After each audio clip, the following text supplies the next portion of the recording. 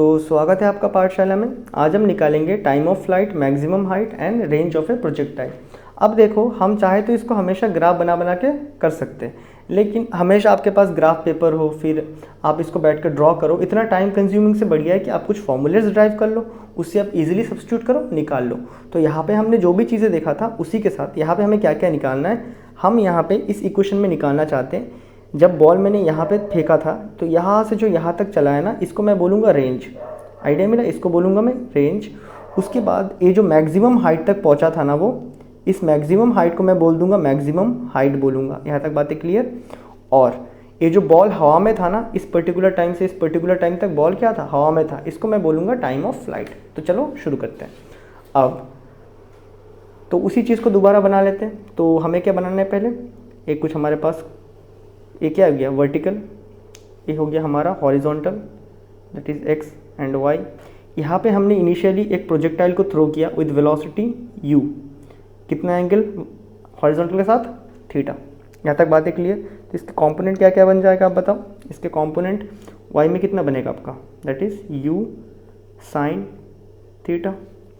x में कितना बन जाएगा, u कॉस थीटा। यहाँ तक हमें बातें क्लियर है ना। ये कितना है, इनिशियल एट x, ये है इनिशियल वेलोसिटी एट y। यहाँ तक बातें क्लियर। उसके बाद ये प्रोजेक्टाइल क्या करेगा, ऐसा फॉलो करते रहेगा करते रहेगा करते रहेगा करते रहेगा। एक बीच में एक ऐसा टर्म आता है जहाँ पे क्या होता है, वेलोसिटी इसका ज़ीरो हो जाता है। मतलब क्या है, vertical velocity zero, horizontal velocity रहेगा ना। इस मैक्सिमम पॉइंट पे क्या होता है, ये मान लो कि मैक्सिमम हाइट है, मैक्सिमम हाइट यहाँ तक पहुँच चुका है। इस पॉइंट पे आपका वर्टिकल वेलोसिटी कितना होता है, वर्टिकल वेलोसिटी होता है आपका ज़ीरो। यहाँ तक बातें clear. Vertical velocity zero, horizontal उतना ही रहता है, फिर वो धीरे धीरे धीरे धीरे ऐसा करके नीचे आ जाएगा। ये हमने ड्राइंग बना के भी देखा है। यहाँ तक बातें क्लियर।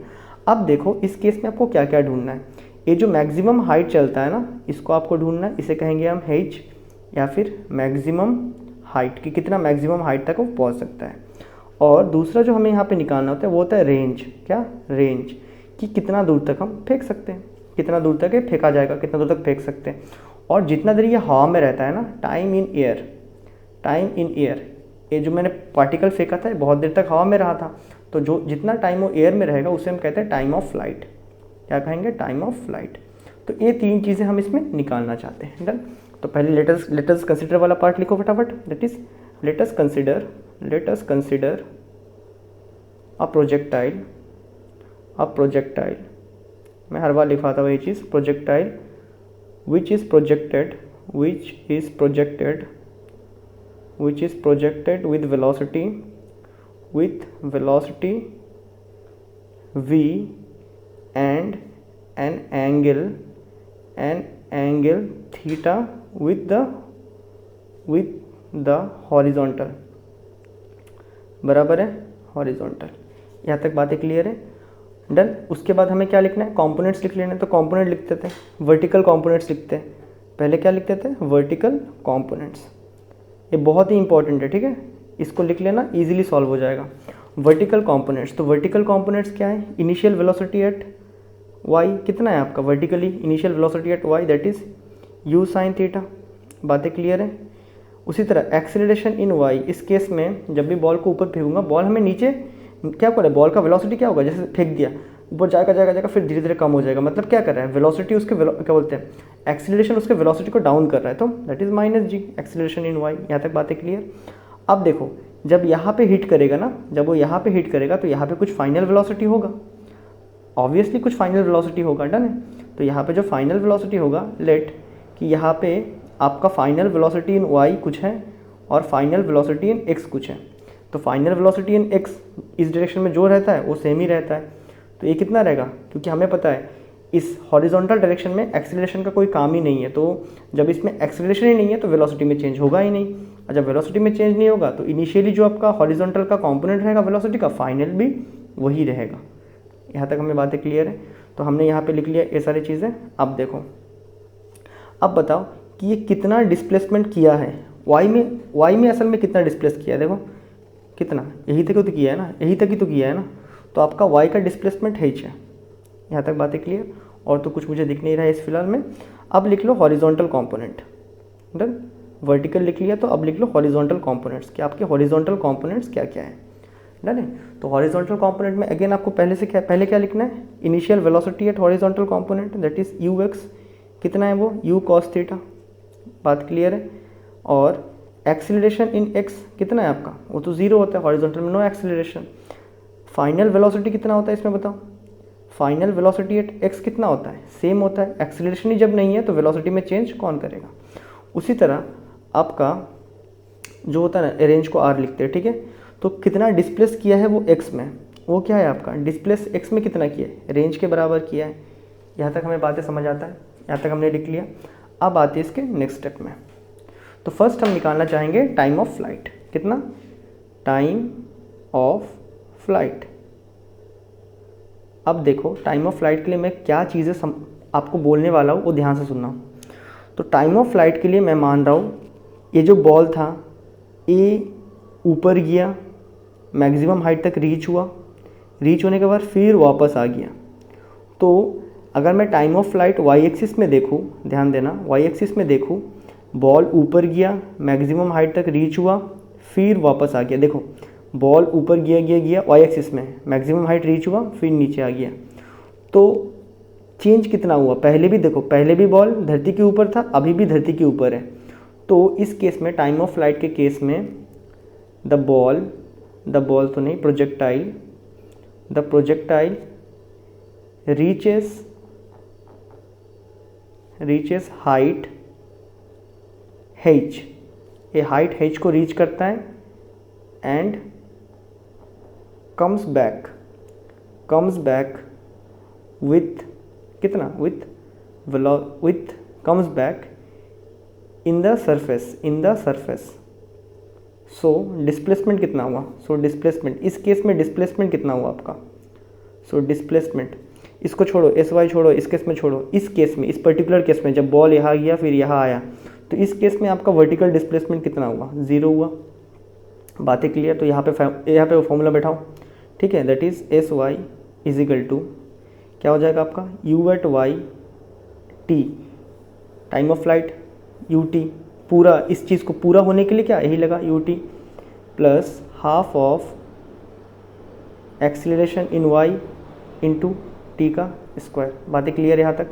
ये जो मैंने लिखा, ये जो चीज़ बॉल यहाँ से गया यहाँ आया, डिस्प्लेसमेंट ज़ीरो हुआ, इट इज़ ज़ीरो।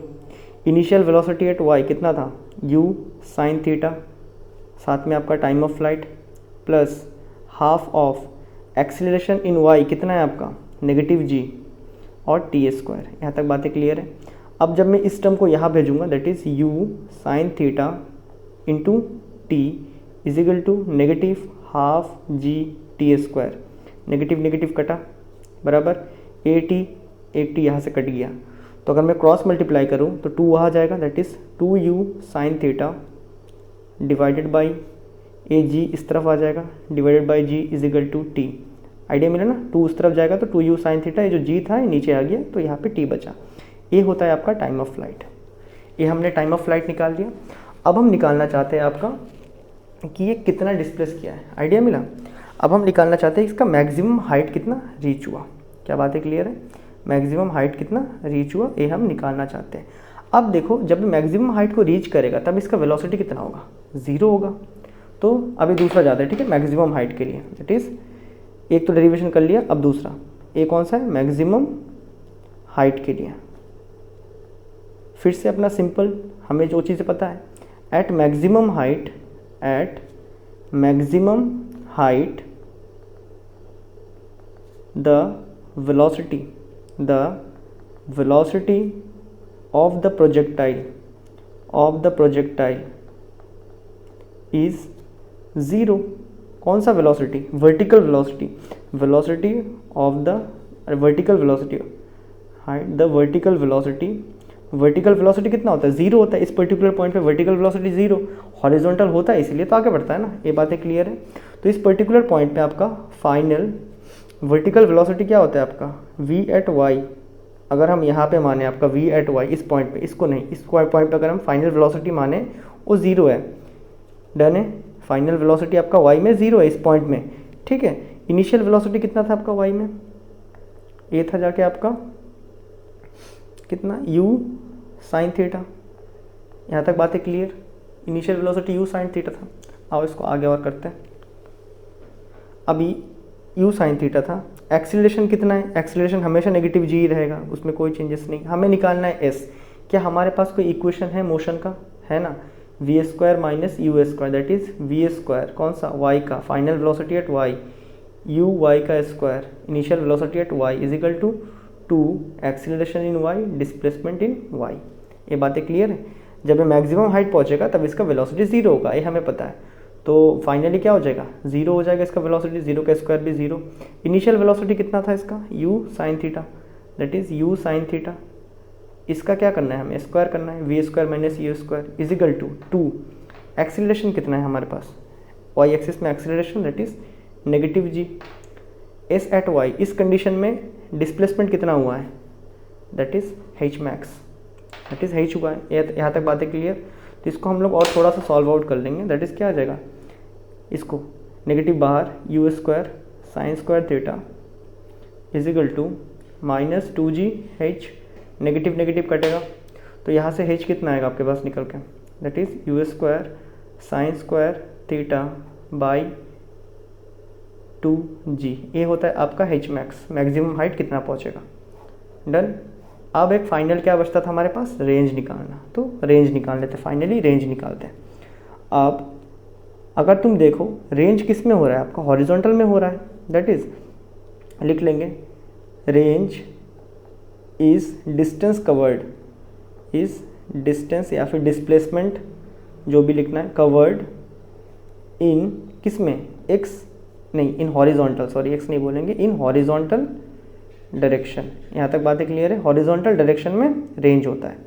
अब देखो हॉरिजॉन्टल डायरेक्शन में वही फॉर्मूला लगाएंगे, that is s at x, s is equal to u at x t, t क्या होगा, मैक्सिमम ये टाइम ऑफ फ्लाइट। क्यों, यहाँ से यहाँ तक पहुँचने में क्या है, इतना टाइम लगा, जितना टाइम उसको टाइम ऑफ फ्लाइट में लगा उतना ही टाइम क्या है यहाँ से यहाँ तक पहुँचने में लगा। आया समझ में, पार्टिकल तो हवा में उड़ रहा था ना जब तक यहाँ पे नहीं पहुँचा। तो u x t time of flight plus half of g, अच्छा a at x into t square, s is equal to u T plus half of a t square, x component तो a x t square, a x है, ठीक है। अब देखो acceleration इन x क्या होता है, जीरो होता है, तो पूरा टर्म क्या हो जाएगा, जीरो के साथ मल्टीप्लाई किया पूरा टर्म जीरो, तो आपके पास एस एट एक्स क्या बचेगा, only u x and t. अब देखो तो s at x is equal to u कितना है तुम्हारे पास बताओ ज़रा एक बार, यू है जाके तुम्हारे पास x component u cos theta, time period कितना है, time of flight that is 2u sine theta upon g. Idea मिला। तो एस एट एक्स, इस कंडीशन में एस एट एक्स क्या आपका रेंज के बराबर है, दैट इज लेटेड राइट आर। यहाँ पे थोड़ा अरेंज कर लूँगा, u इंटू यू स्क्वायर, तो यहाँ पे 2 साइन थीटा को यहाँ लिख देता हूँ, साइन थीटा पहले कॉस थीटा बाद में, बस अरेंज करके लिखा है और कुछ नहीं है, ठीक है। सारे मल्टीप्लाई जैसे 2 3 से 6 होता है, 3 2 से भी 6 होता है, मैं बस उसको अरेंज करके लिखा और कुछ नहीं। डन, बस अरेंजमेंट के बाद तो r is equal to u square 2 sine theta cos theta that is your sine 2 theta. ये ट्रिग्नोमेट्रिक फार्मूला है। डन, ये होता है आपका रेंज का फॉर्मूला। यहाँ तक बातें क्लियर है, ये हमने रेंज का भी फॉर्मूला निकाल लिया। अब हमारे पास कुछ केसेस बचता है, छोटा सा कुछ केस है, उसको डिस्कस कर लेते हैं। देखो हम लोग ना धरती में ना शॉर्टपुट वगैरह फेंकते हैं ना, तो हमें रेंज से मतलब होता है। तो फॉर मैक्सिमम रेंज अगर आपको बहुत दूर तक फेंकना है, ठीक है, आप 10 मीटर पर सेकंड से फेंक सकते हो, आपका एफिशिएंसी है। लेकिन आप इसको देखो, आपके पास फेंकने का ताकत एक अलग होगा, जो हर किसी के पास कांस्टेंट होता है, किसी के पास 10, किसी के पास 20, तो किसी के पास 30। उसी तरह एक्सीलरेशन ड्यू टू ग्रेविटी है, तो सबके लिए सेम है। तो आप अगर देखो, तो अगर आपको मैक्सिमम रेंज आपके ताकत में अचीव करना है, आप इनिशियली कुछ वेलोसिटी से फेंक सकते हो, वो सबके लिए सेम, मतलब वो हर बंदे के लिए अलग अलग होता है, और जो होता है वही उतना ही होता है, ठीक है ना। और साथ में क्या बचता है, साइन 2 थीटा अपॉन जी। यहाँ तक बातें क्लियर है। अगर फिर भी आपको ज़्यादा दूर फेंकना है तो आपको क्या करना होगा, इस साइन के वैल्यू को मैक्सिमम करना होगा, ठीक है ना। फॉर मैक्सिमम रेंज इस फॉर्मूले में हमें साइन का वैल्यू को क्या करना होता है, साइन 2 थीटा का वैल्यू को 1 करना होता है।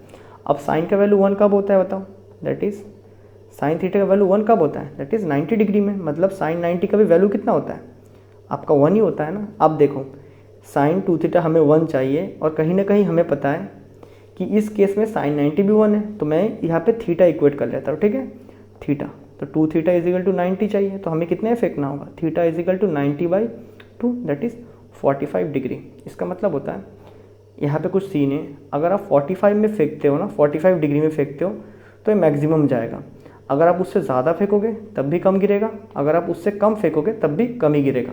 अगर आप 45 में फेंकते हो तो सबसे ज़्यादा डिस्प्लेसमेंट करता है वो। तो ये था आपका सारा calculation, time, flight and maximum height and range of A projectile motion. ये कौन सा है, वर्टिकल केस में, ठीक है, वर्टिकल प्रोजेक्टाइल है। अगली जो नेक्स्ट वीडियो है, नेक्स्ट वीडियो में हम देखने वाले हॉरिजॉन्टल प्रोजेक्टाइल का। तो मैं मिलता हूँ आपसे अगले वीडियो में, तब तक के लिए गुड बाय।